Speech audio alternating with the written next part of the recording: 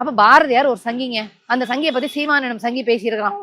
நீ பாரதியை புகழ்ந்து பேசுறத நிறுத்திக்கிட்டு இருந்தானா ஓகே. நீ அங்க போயிட்டு பெரியாரை தூற்றுவதற்காக இவன் பாரதியை பயன்படுத்திக்கிறான், பெரியாரை தூற்றுவதற்காக பார்ப்பன மேடையை பயன்படுத்திக்கிறான். ஏன்னா பெரியாரை தூற்றுனா பாப்பா மனசு குளிரும், ஏதாவது எலும்பு துண்டை தூக்கி போடுவான்.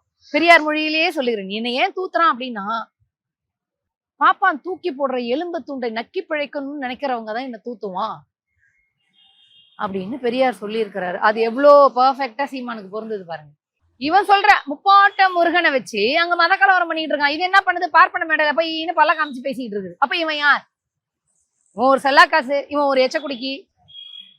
அதிமுக எச்ச சாடா மாதிரி இல்லைங்க. பார்ப்பனர்களுடைய எச்சலை நக்கி பிழைப்பதற்காக நான் என்ன சொல்றேன், நீ போய் பாரதியார புகழ்ந்து பேசிக்காது விருப்பம். நீ அங்க தேவையில்லாம பெரியார் இழுக்கும் பொழுது பாரதி யார் நீ யாருன்னு பேச வேண்டியது. ஏங்க பார்ப்பனர் சமமாக பார்ப்பான்னு சொன்னாலும் அவன் எங்க சமமா பார்த்திருக்கான்? கோவில் கருவறைக்குள்ள பார்ப்பனர் அல்லாதார் வரக்கூடாது, தமிழர்கள் வரக்கூடாதுன்னு கேஸ் போட்டிருக்கான். நீ போய் போராட்டம் பண்ணியா?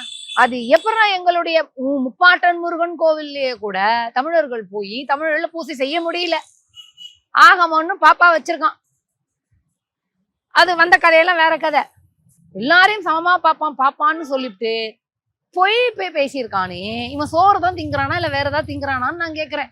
மதுரை மீனாட்சி அம்மன் கோயில்ல முத்துராமலிங்க தேவர், வைத்தியநாத ஐயர் எல்லாம் வந்து மக்களை உள்ள விட்டாங்க.